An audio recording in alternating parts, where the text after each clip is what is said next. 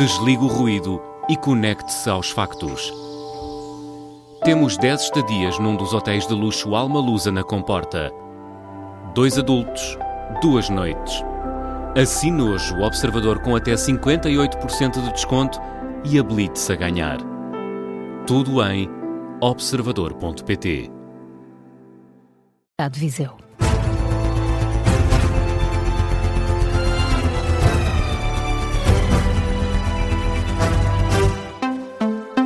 As notícias das 7 na Rádio Observador com Carla Jorge de Carvalho.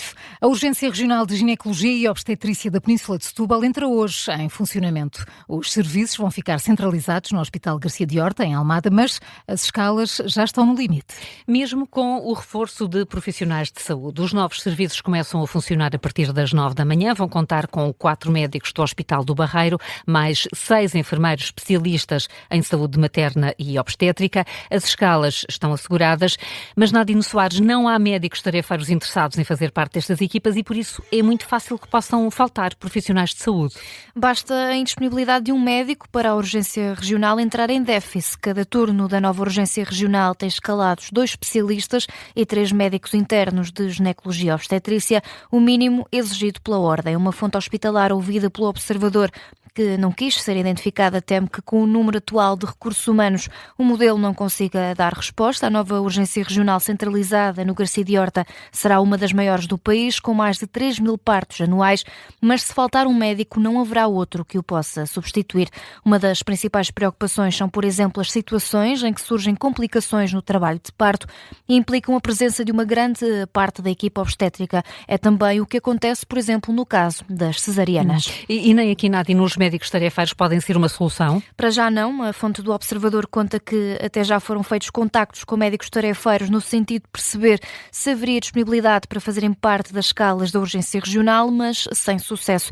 Aparentemente, os tarefeiros não querem trabalhar em Almada, por isso a nova urgência regional arranca apenas com elementos dos serviços de ginecologia e obstetrícia do Hospital Garcia de Horta e do Hospital do Barreiro. Nadine, a entrada em funcionamento deste modelo está a trazer também uma série de outras preocupações. Desde logo espera-se uma sobrelotação dos serviços e teme-se que a própria dimensão do hospital não seja suficiente para dar uma resposta ao aumento do número de atendimentos diários, até porque o Garcia de Horta ainda não foi alvo das prometidas obras de ampliação. Há também preocupações com a juventude da equipa. Poucas pessoas têm mais de 10 anos de experiência numa área onde há um número crescente de grávidas originárias de países africanos e do Sudeste Asiático, com o maior número de problemas associados a gravidezes não vigiadas. Nadine Soares, com as preocupações que surgem no dia em que arrancam as urgências regionais de ginecologia e obstetrícia na Península de Setúbal, o Garcia de Horta passa a ser o hospital sede. Setúbal garante o serviço de urgência para a população da área de influência e a urgência do Hospital do Barreiro, em Serra. Luís Montenegro regressa hoje ao Parlamento. O debate quinzenal acontece numa altura em que a política nacional está marcada por temas como a lei laboral e a guerra no Irão. E vai ficar marcado por 2 visões do país. Ainda este fim de semana, na Maia, Luís Montenegro fez um balanço dos 2 anos de governação, garantiu que o país está melhor hoje do que estava em 2024. Este é um debate que acontece na véspera da reunião da Concertação Social, decisiva para se conseguir um acordo entre o GT e as confederações patronais, no sentido de rever a lei laboral, sendo que Luís Montenegro já avisou que as negociações não devem ser prolongadas. Com ou sem acordo, as alterações vão chegar ao Parlamento e depois hão de passar ainda pelo crivo do novo Presidente da República.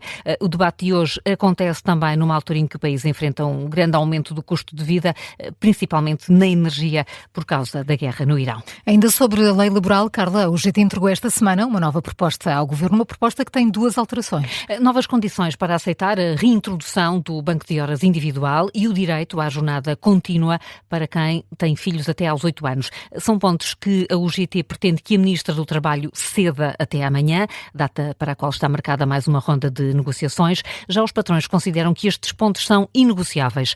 Ao Observador, uma fonte das confederações patronais considera que as propostas da UGT não têm a hipótese de serem aceitas pelo Governo ou patrões. Diz mesmo que a versão da Central Sindical está muito pior do que estava no anteprojeto. Os alunos do ensino básico já começaram as provas ensaio digitais. São testes de preparação para as provas oficiais que se realizam no final de maio. Estas deveriam ter sido realizadas em fevereiro. Por causa das tempestades foram adiadas para agora. agora Carvide, no concelho de Leiria. Foi a freguesia mais afetada pela depressão Christine, com registro até de vítimas mortais. Várias estruturas ficaram danificadas, incluindo escolas. Temos em direto ao telefone agora o presidente da Junta de Freguesia de Monterreal e Carvide, Rui Pereira. Muito bom dia. Obrigada por se juntar a nós a esta hora. Há condições para os alunos da freguesia realizarem hoje as provas digitais? Muito bom dia. Sim, neste momento temos plenas condições para os alunos realizarem as provas. Trabalhámos nessa matéria durante as últimas semanas, em conjunto naturalmente aqui com o município de Leiria, e conseguiu-se reunir todas as condições nas 4 escolas EB1 que temos para a realização dessas provas, sim. Qual é o estado das infraestruturas destas 4 escolas? Elas foram também muito abaladas pela tempestade. Nesta altura, onde é que os alunos estão a ter aulas? E de que forma? Muito bem. Em 3 dessas escolas, na EB1 de Monterreal, na EB1 de Serra de Porto Urso e na EB1 de Outeiro da Fonte, os alunos permanecem no seu ambiente normal, na escola, e criaram-se as condições, apesar de alguma destruição em algumas delas, para que as aulas decorressem de forma normal. Na EB1 de Carvide, o cenário era diferente, a escola apresentava uma destruição estrutural grande, mas criaram-se condições na Casa do Povo de Carvide e no salão paroquial também, para que as turmas fossem distribuídas e garantissem a continuidade das aulas. E é assim que ainda estão a ter aulas na Casa do Povo? É assim que ainda continua. A Escola de Carvide vai iniciar aqui as obras a partir de maio. Espera-se que fiquem concluídas até ao final deste ano letivo, para que o próximo ano letivo possa arrancar dentro da normalidade, mas até ao final do ano letivo esta situação irá manter-se. Rui Pereira, muito obrigada por nos dar conta da situação aí em Carvide, Monterreal e Carvide, no concelho de Leiria, onde 3 das escolas estão a funcionar normalmente, a outra está com instalações provisórias, mas no início do ano letivo espera-se que tudo já esteja recuperado. Muito obrigada, bom dia. Cerca de 2 meses depois da passagem da depressão Christine, há ainda marcas da tempestade, mas há também, como ouvimos, este esforço para o regresso à normalidade. Em pleno bloqueio dos Estados Unidos no Estreito de Hormuz, o exército norte-americano diz ter paralisado por completo o comércio marítimo do Irão. Informação divulgada pelo Comando Central dos Estados Unidos na rede social X diz que as Forças Armadas conseguiram bloquear os portos iranianos e, como 90% do comércio do Irão depende da via marítima, considera ter paralisado por completo a atividade económica do país. É uma medida de pressão já anunciada por Donald Trump, um bloqueio por parte dos Estados Unidos que acontece depois das negociações em Islamabad, que acabaram para já sem acordo de paz. E o presidente do Conselho Europeu insiste: a solução no Estreito de Hormuz não pode passar por um bloqueio militar. Em entrevista à CNN Internacional, António Costa pede que os Estados Unidos e o Irão regressem à mesa das negociações e não encara este bloqueio como uma solução a longo prazo.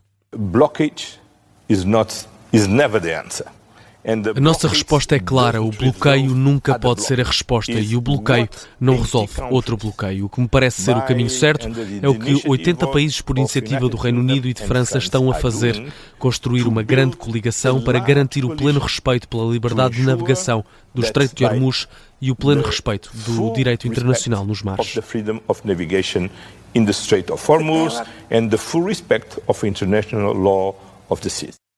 O apelo do presidente do Conselho Europeu, que vai contra a posição da Casa Branca. Donald Trump tem criticado os aliados europeus da NATO por não participarem na guerra com o Irão, sendo que França e Reino Unido já anunciaram a intenção de realizar iniciativas com o objetivo de restaurar a navegação no Estreito de Hormuz, por onde passa 1/5 do petróleo mundial.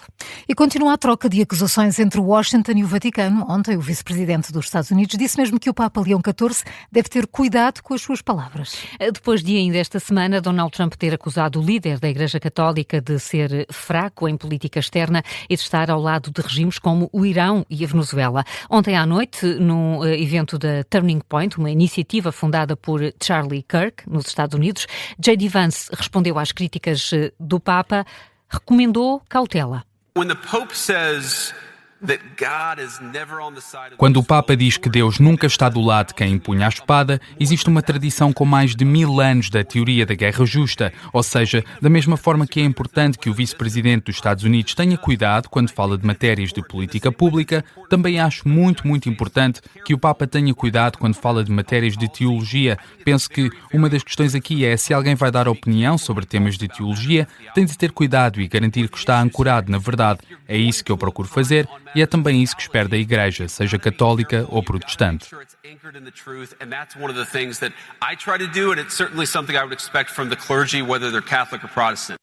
Declarações de J.D. Vance. As críticas da administração norte-americana ao líder da Igreja Católica continuam a marcar a agenda.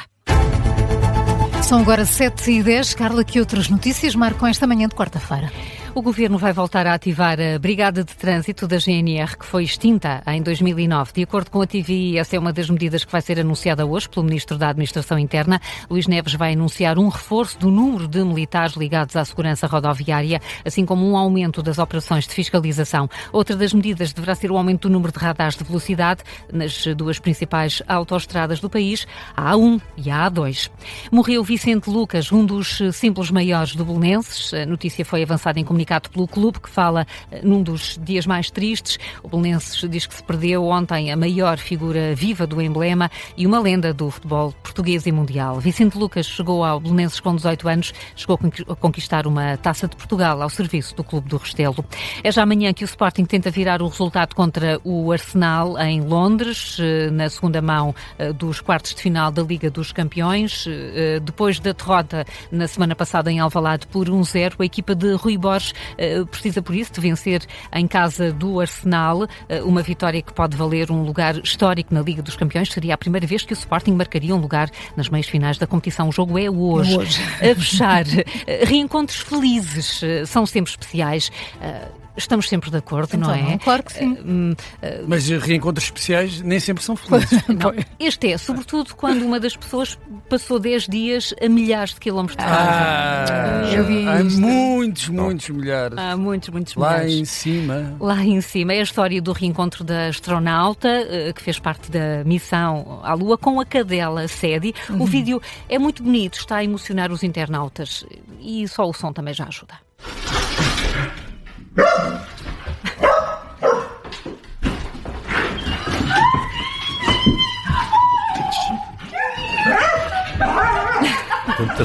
Eu acho que ela estava a farejar a extraterrestre.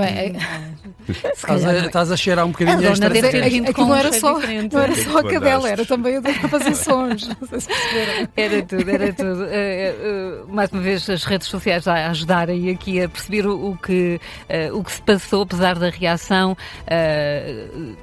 A dona tem quase a certeza que a cadela não terá sido o elemento mais feliz aqui no reencontro. A dona estava também muito contente.